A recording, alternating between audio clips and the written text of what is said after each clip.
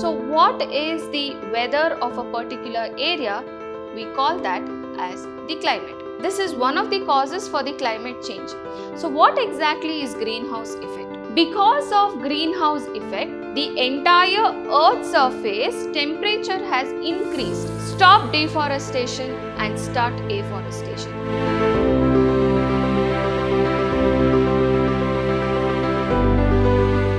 Hello my dear students, welcome back. Today I am going to start with a new chapter, Environmental Policies and Practices. Before I go into the detail about this chapter, we are going to learn what are the effects or what are the damages which we have done to the environment and what are the policies which has been passed, or which is the act or a law which is passed so that we can protect our environment. What is climate?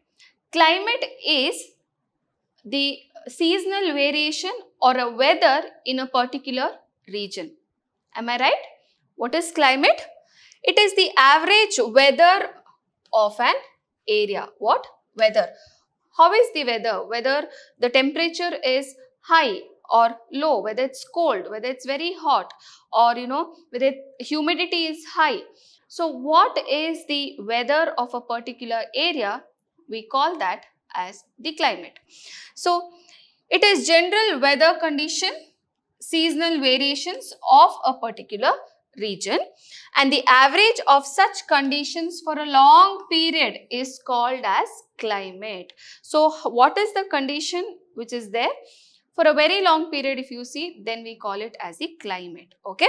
So causes for climate change. Nowadays, if you see, there is a lot of climatic changes which is happening. It will rain when it is not supposed to rain. It is too very hot, or it is too very cold during winter. So there are many changes which is happening. And what are the main causes for climate change? That is, presence of greenhouse gases is the main cause of climatic change. And also, due to greenhouse gases, there is global temperature increase, which we call it as global warming. More further, when we go, I'll explain about what are greenhouse gases, what is the meaning of global warming as well. Okay. And depletion of ozone layer is another cause for climatic change. So, what are the effects of climate change? We can see that small climate change disturb the agriculture, which leads to migration of animals as well as the humans. So there is a pattern of agriculture will completely change, due to which there can be migration of people from one place to another just because there is a climatic change. Also, climate change may upset the hydrological cycle. That is, the water cycle can be completely upset, and it might result in flood or in drought in different parts of the world. As also, global pattern of winds and ocean currents also get disturbed due to the climatic change. So when the climate changes, the agricultural crop, there is a lot of loss for farmers which can happen. This can lead to migration of people as well as animals that is there in the forest area of that particular region. Also, there might be scarcity in water, or there may be too much of water leading for floods, or there are many changes which is happening because of climate change. So you can see that there is estimate of 821 million undernourished due to the drought. Okay, 35 million people affected by flood. Ocean acidification is continuously going on process, and also climate change threatens peatland ecosystem. That is, again, 1600 deaths is associated with the heat waves and the wildfires. Okay, that is the fire in the forest, or there is so much heat that it has led to 1600 deaths all over the world.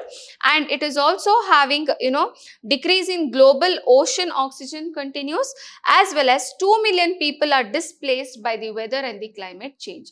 So you can see what are the effects which we have around the world due to the climate change.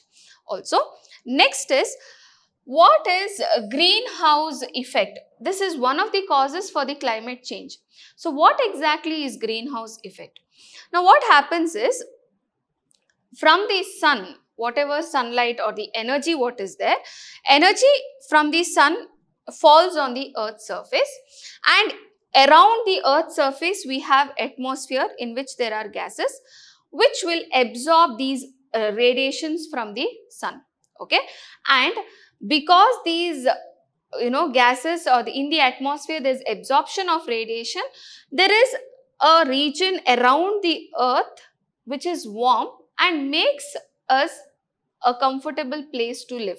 Okay, earth is about 60 degree Fahrenheit temperature. Without the atmosphere it would be just 0 degree Fahrenheit.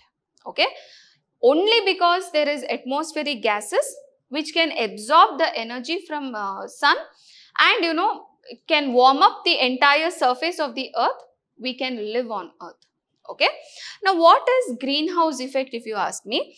As the pollution is increasing, the gases in the atmosphere is also increasing, that is gases like carbon dioxide and methane, which is having the high capacity to absorb this radiation well.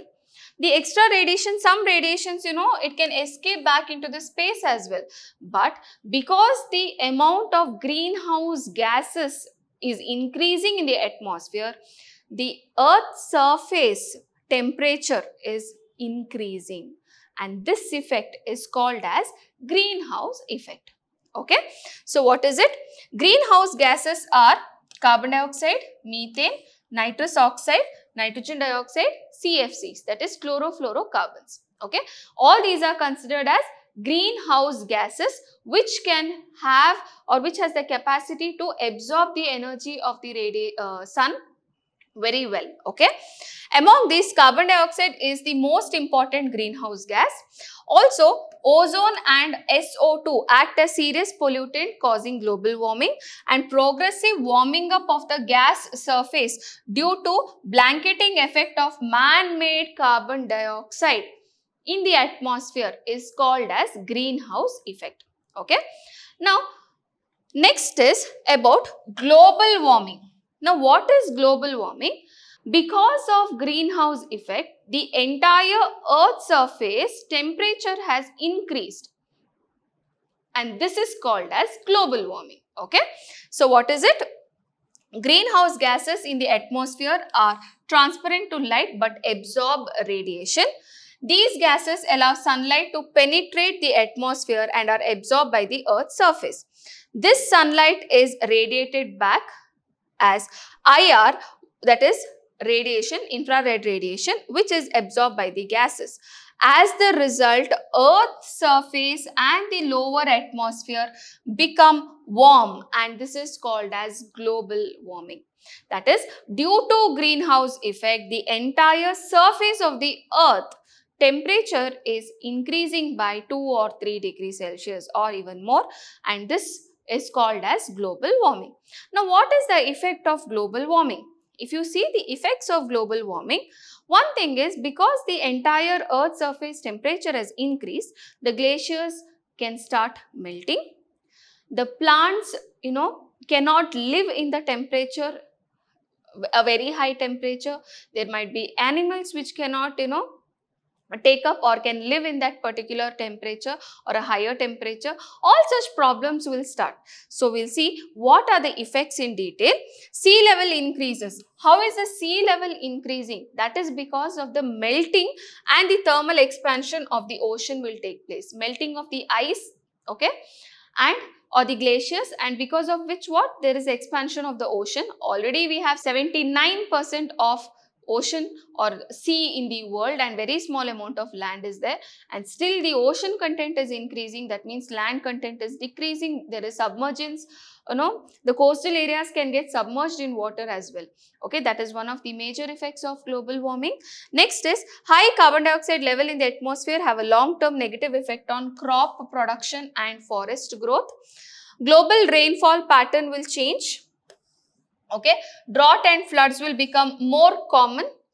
Rising temperature will increase the domestic water demand because there will be water evaporation will take place very easily, due to which the water cycle also will be disturbed, okay, and there will be scarcity of water. It will start raining when it's not supposed to rain, and the floods can also increase, drought also can increase.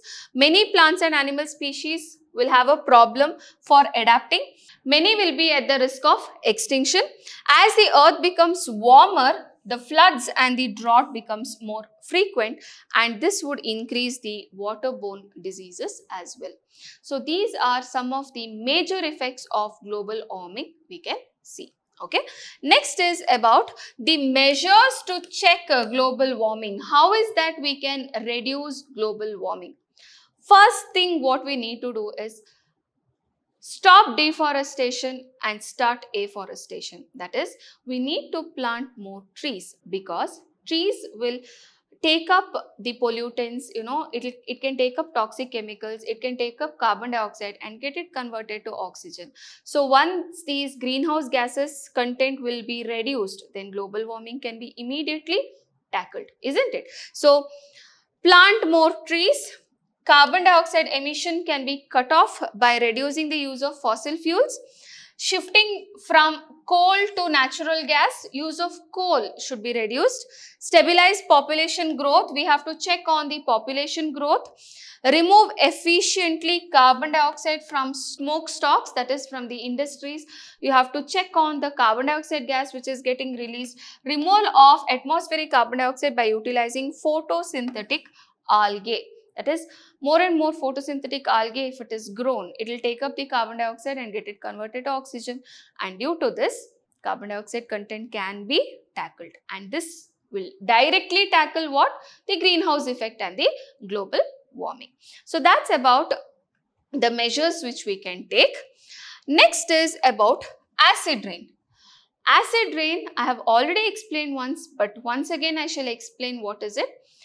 In the atmosphere, we have lot of carbon dioxide, nitrous oxide, like nitric oxide, and it is nitrogen dioxide, different oxides of nitrogen we have, different oxides of sulfur we have, like sulfur dioxide, sulfur trioxide, etc. These are all air pollutants which is there in the atmosphere. Now, when it starts raining, okay, the water will combine with these gases to produce acid, and the rain which comes down will be acidic in nature, and this is called as acid rain. Okay. So what is it? The normal rainwater is always slightly acidic, that is 5 to 5.6 pH, because of carbon dioxide present in the atmosphere gets dissolved in it. Presence of sulfur dioxide and nitrogen dioxide gases as pollutants in the atmosphere causes pH of the rain to lower further, and this is called as acid rain, as I explained. What or how is acid rain formed? Okay, acid rain means presence of excessive acid. As I told you, the thermal power plants and industries vehicle release nitrogen dioxide and sulfur dioxide gas into the atmosphere due to burning of coal and oil, and these gases react with water. I can also write the reaction for you all. For example, SO3 I have reacts with water to form H2SO4, and NO2 if I have, it reacts with water to form HNO3. So this is how we are going to get, or acid is formed, due to which the rainwater which comes down will have pH less than 5. Next is effects of acid rain. On humans, acid rain has a lot of effect on the respiratory system, nervous system, as well as the digestive system. And if you see on buildings, for example, Taj Mahal is getting affected with the sulfur dioxide gas as well as the sulfuric acid which is formed due to the Mathura refineries which is there very close to Agra. And the marble is getting faded off, or you can tell it's getting corroded. So the monuments, the statues which are there, the buildings can get corroded because of the acidity of the rain. And also on terrestrial and vegetation and in the lake ecosystem, if you see, the vegetation is getting spoiled because the soil pH is increasing. Also, photosynthesis process can be slowed down because of the acidity of water. And when these water which is acidic goes into the lake or river or pond ecosystem, they will, diminish the growth of fishes, and all the other microorganism growth or any aquatic animal growth can be, largely affected, and thus, the lake ecosystem is affected, even the vegetation crop what you yield is less, the photosynthesis process is becoming very, very less, and thus affecting the vegetation as well as the ecosystem. And also, bacteria and microorganisms are also affected because the acidity is more, then only there is a certain type of bacteria which can work on it. Some of the bacteria or the microorganisms cannot survive with a change in pH, okay?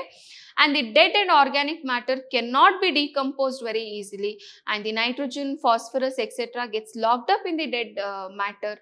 It is not going into the soil. The cycle of decomposition is again affected due to acid rain. Next, if you see about ozone layer depletion. So, what is ozone layer? Okay, how is it getting depleted? Ozone layer has got O3, and this layer is present, okay, in between 10 to 50 kilometers above the sea level at stratosphere, okay, in the atmosphere. So, what is the function of ozone layer? Ozone layer which is present, okay, it will not allow the UV rays from the sun to enter the earth, okay, and due to this there is lot of uses for us. Especially is UV rays has got very bad effect on human health, like skin cancer, or it can affect our eyes, our skin, it can affect the plants, many things, okay. So all of this can be avoided due to the presence of ozone layer, and now the ozone layer is getting depleted, so again we are in problem, okay. So what is the importance of ozone layer? If you see, ozone protects us from damaging UV radiations from the sun. It filters UVB radiations. Nowadays, certain parts of ozone layer is becoming thinner and ozone holes are formed. UVB radiation affects the DNA molecules, causes damage to the outer cell of the plants and animals. It causes skin cancer, eye diseases in human beings, and ozone depletion chemicals like CFC, HCFC, BFC, sometimes, atmospheric sulfur dioxide gets converted into H2SO4, which increases the rate of ozone layer depletion as well, okay. So you can see the main reason for ozone layer depletion is CFCs, chlorofluorocarbons, okay. So if this content reduces, the ozone layer can be protected and we can save ourselves from so many diseases which can be caused due to the UV radiation, okay. And also, the effects of ozone layer, we'll study it separately. First is effect on human being. As I told you, it can cause skin cancer. The increased rate of non-melanin skin cancer in fair colored people can increase. Prolonged exposure to UV rays leads to actinic keratitis, that is slow blindness. It can affect the retina of our eye, and also forms cataract as well. So these are the effect on humans, especially the eyes and the skin. Next we have effect on aquatic system. UV radiation affects the phytoplanktons, fishes and larvae and crab, okay. Phytoplanktons consumes large amount of carbon dioxide. So decrease in phytoplankton results in more amount of carbon dioxide in the atmosphere. This will result again in global warming, okay. So see how one is linked to the other. Ozone, if it gets depleted, UV radiations will fall on phytoplankton and kill them.